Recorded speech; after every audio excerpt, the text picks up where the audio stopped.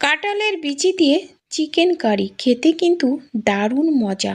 আজকের এই রেসিপিটা দুর্দান্ত একটা রেসিপি হতে চলেছে।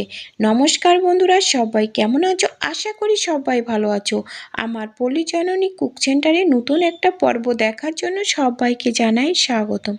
আজকে তোমাদের সাথে শেয়ার করব একেবারে কম তেল মশলায় ঘরোয়াভাবে রান্না হবে কাঁঠালের বিচি দিয়ে চিকেন। আর খেতে সবাই কিন্তু পছন্দ করবে, যারা খেতে পারে না তারাও খেতে পারবে। তো ভিডিওটা কেউ স্কিপ করো না, প্রথম থেকে শেষ পর্যন্ত দেখো। 1.5 কেজি মতো চিকেন আছে। চিকেনটা ভালো করে কেটে ধুয়ে পরিষ্কার করে নিয়েছি। আর রয়েছে এখানে দেখো পেঁয়াজ কুচি আছে, কাঁঠালের বিচি পরিষ্কার করা, রসুন আছে, আর আছে আদা বাটা।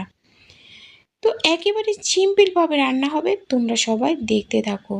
তো এবার বাটিতে নিয়ে নিলাম 1 চামচ জিরে গুঁড়ো আর 1 চামচ ধনে গুঁড়ো, আর এই সাথে নিয়ে নেব 1 চামচ শুকনো লঙ্কার গুঁড়ো, দিয়ে জল দিয়ে একটু গুলে নেব। এই গুঁড়ো মশলাটা একটু জল দিয়ে গুলে নিলে বাটা মশলার মতো হয়। তো এবার দেব 1 চামচ রসুন পাউডার, দিয়ে ভালো করে ভিজিয়ে রেখে দেব। দিয়ে এবার দেখো গ্যাসের উপরে কড়াইতে তেল দিয়ে দিলাম। তো আমি সাদা তেলে রান্না করব। আগে পেঁয়াজ কুচি দিয়ে দিলাম, দিয়ে একটু নেড়ে চেড়ে ভেজে নিয়ে কাঁচা গন্ধটা যখন চলে যাবে তখন দিয়ে দিলাম কাঁঠালের বিচিগুলো। কাঁঠালের বিচি লাল খোসা পরিষ্কার করার ভিডিও আমি আমার চ্যানেলে ছাড়া আছে, আমি ডেসক্রিপশন বক্সে লিংক দিয়ে দেবো। তোমরা যারা ভিডিওটা দেখোনি তো দেখে নিও। আর দিয়ে দিলাম আদা বাটা। আদা বাটা দিয়ে আর এই কাঁঠালের বিচি দিয়ে বেশ সময় কষিয়ে নেব।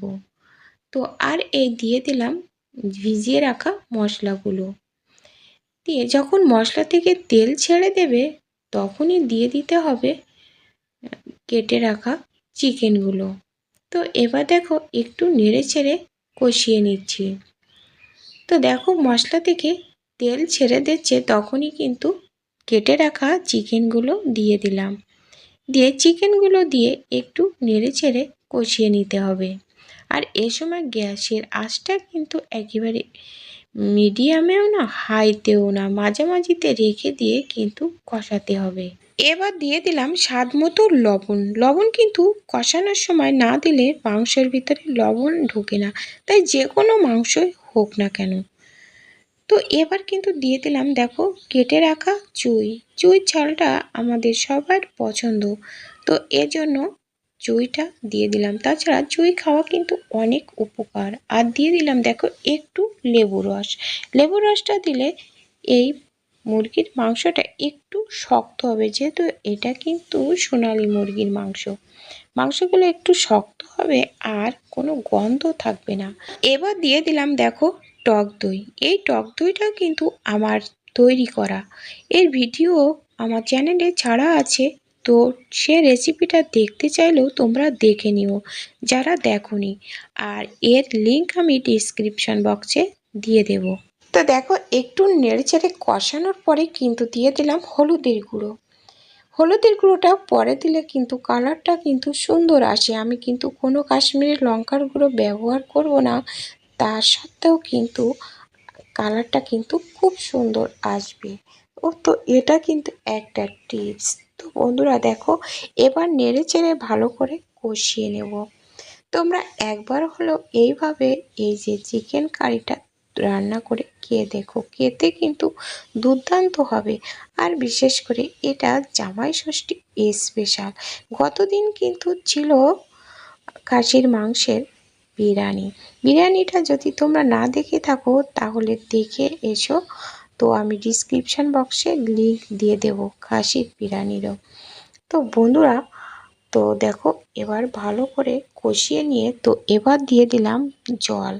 তো আমি একটু পাতলা পাতলা ঝোল রাখবো, তার জন্য দিয়ে দিলাম বেশ খানিকটা জল, দিয়ে এই যে ঢাকা দিয়ে রাখবো। ঢাকা দিয়ে দেখো এই যে পরে দেখো ঢাকা খুলে নিলাম, 5-7 মিনিট পরে কিন্তু খুলে নিলাম, নিয়ে একটু গরম মশলার গুঁড়ো ভিজিয়ে রেখেছিলাম তো সে গুঁড়ো মশলাটাও কিন্তু ভেজানো মশলাটা দিয়ে দিলাম, দিয়ে এবার নেড়ে চেড়ে এবার নামিয়ে নেব। আর নামালে দেখো ঠান্ডা হলে কালারটা কত সুন্দর আসবে। তো বন্ধুরা রান্নাটা কিন্তু রেডি হয়ে গেছে, তো এবার নামিয়ে নেব। তো তোমাদের কাছে কেমন লেগেছে কমেন্ট করে জানাতে কিন্তু ভুলো না। একটা লাইক দিতে ভুলে গেলে লাইক করে দিও।